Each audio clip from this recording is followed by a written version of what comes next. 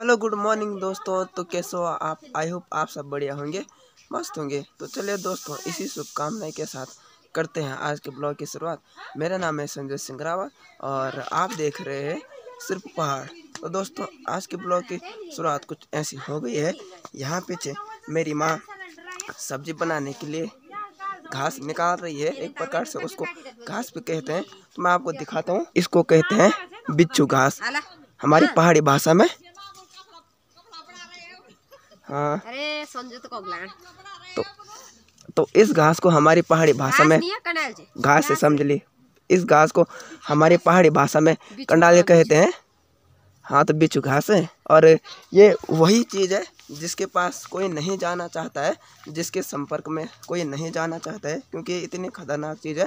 अगर हमारा बॉडी का कोई भी पार्ट उस चीज़ से टच हो जाए, उस बिच्छू घास से, तो सीधे 440 वोल्ट का झटका लग जाता है। तो क्या है कि जो सब्जी इस कंडाली से बनने वाली है ना, वो उत्तराखंड के पहाड़ों की सबसे फेमस सब्जी है। ये इतनी ज़्यादा पसंद की जाने वाली है, सबसे पौष्टिक सब्जियों में से एक सब्जी ये है, और साथ ही साथ सबसे स्वादिष्ट सब्जियों में से एक भी है। तो सबसे ज़्यादा पसंद की जाने वाली सब्जी यही है, और एक प्रकार से इसको आप दाल भी कह सकते हैं। तो दोस्तों, माँ आज ना दाल या सब्जी की जगह काफला बना रही है। अगर आप पूछेंगे कि काफला किन किन चीज़ों से बनता है, वैसे तो काफला जो हरी सब्जियां हैं उनकी पत्तियों से बन जाते हैं। जैसे कि ये आप राई देख रहे होंगे, फिर ये अरबी के पत्ते, फिर जो और सब्जियों के पत्ते हैं उनको निकाल बना सकते हैं।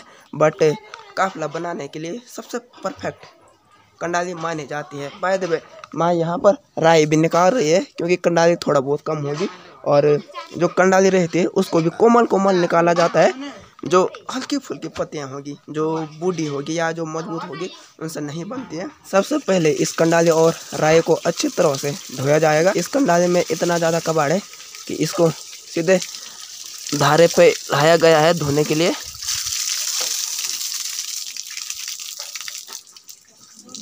वैसे धारा यहाँ पर है और यहाँ पर हमारा घर।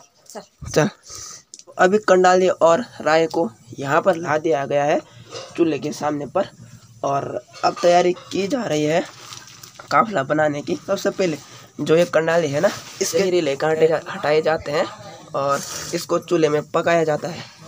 माँ थोड़े तेज जरा दी नहीं लगे तो माँ को भी डर है कहीं मेरे हाथ में न लगे और 3-4 दिन तक हाथ सुनना रहे।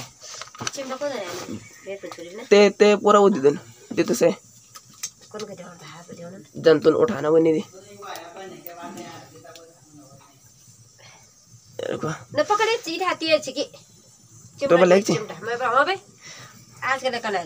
आप ये जहरीले कांटे देख रहे होंगे, जो कि एक बार बॉडी के किसी भी पार्ट में लगते हैं तो 440 वोल्ट का झटका लग जाता है। इतने खतरनाक है। तो सबसे पहले इनको हटाया जाएगा। इनको हटाने का एक तरीका है कि जो एक कंडाली है इसको यहाँ चूल्हे में पकाया जाएगा। तो यहाँ कढ़ाई में तेल रख लिया है और तेल के ऊपर ये जो लाल मिर्च है उनको तला जा रहा है काफला के साथ खाने के लिए, क्योंकि काफला के साथ अगर तली हुई लाल मिर्च खाई जाए तो मस्त होती है वो। मायो तो बुको बोले तनियो तो बुको। अच्छा, तो माँ ने इस कंडाली को पकाना भी शुरू कर दिया है। और जो इसको भाई, तो ये आप देख रहे होंगे तेल में पानी गिरने की वजह से कितने ज़बरदस्त वाले छींटे लग गए हैं। तो माँ ने कंडाली को पकाना शुरू कर दिया है, और जो इसके खतरनाक वाले कांटे हैं ना, ये आप देख रहे होंगे, ये वाइट कलर के, तो इनको माँ एकदम सफा चट करेगी ताकि खाते वक्त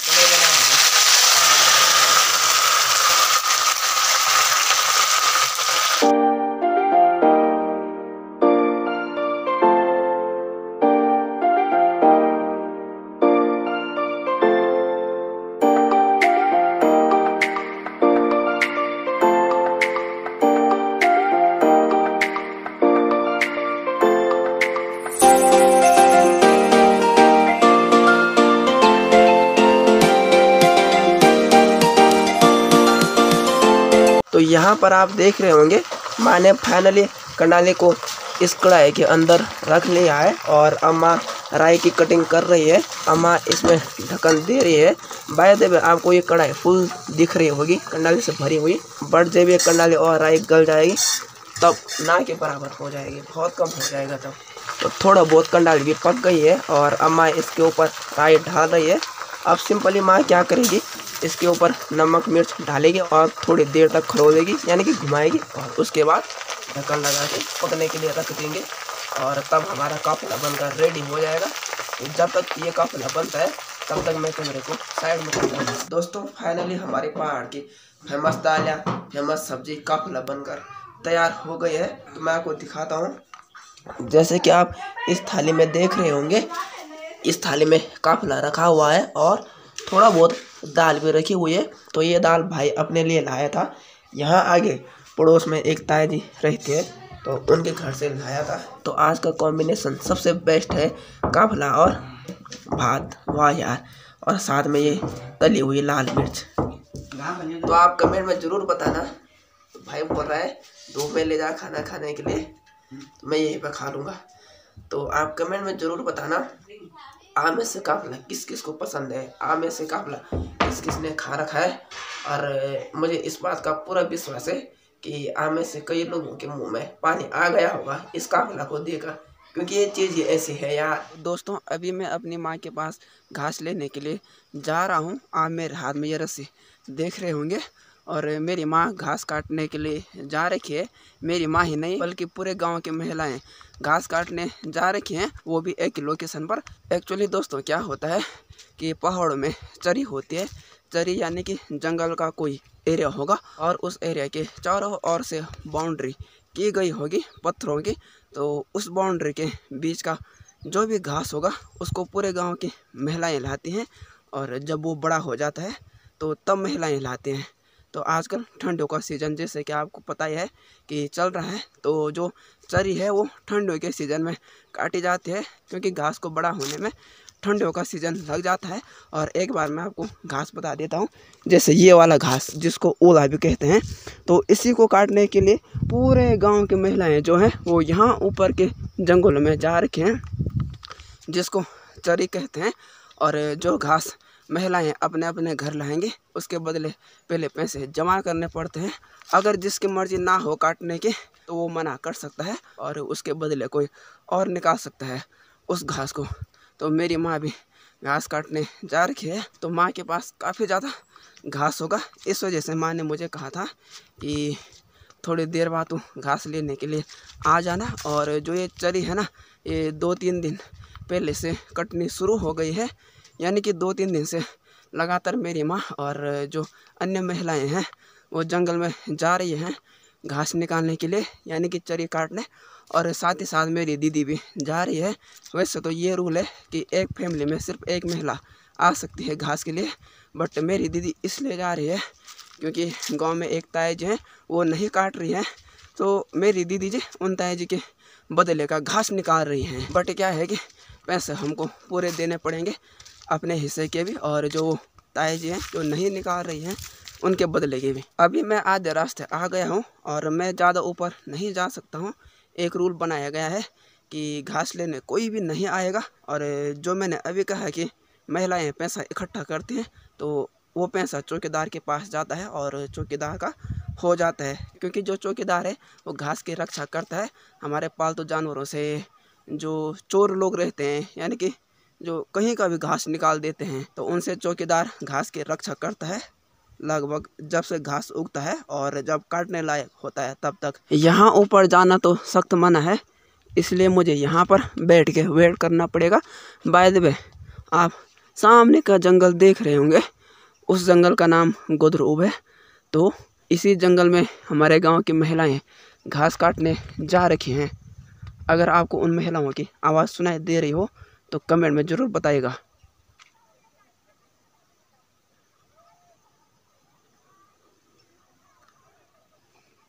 अब मैं इससे आगे नहीं बढ़ सकता हूँ। अगर बढ़ गया और चौकीदार जी के पकड़ में आ गया तो सीधे 1100 का फ़ाइन भरना पड़ेगा। कोई भी एक्स्ट्रा घास नहीं निकाल सकता है, ये रूल बना हुआ है। एक बार में चाहे आप जितना निकाल सकते हो निकाल सकते हो, बट एक्स्ट्रा घास नहीं निकाल सकते हो। ऐसा नहीं है कि आपने एक भारी यहाँ नीचे सड़क में रखी फिर दूसरी भारी के लिए चले गए, ऐसा बिल्कुल भी नहीं है। जिसने निकालना है सिर्फ एक बार निकालना है, यानी कि जब तक टाइम आउट नहीं हुआ तब तक निकाल सकते हैं। टाइम आउट के बाद सीधे फाइन भरना पड़ेगा। आप इन महिलाओं को देख रहे होंगे जो कि घास की भारी लेके आ गए हैं। मैं अभी तक वेटिंग में हूँ क्योंकि अभी मेरी माँ नहीं आई है, शायद ऊपर होगी ऊपर।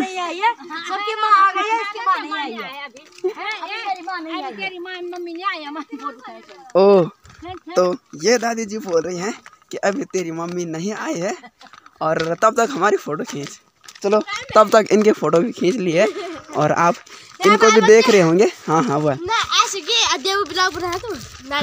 हाँ।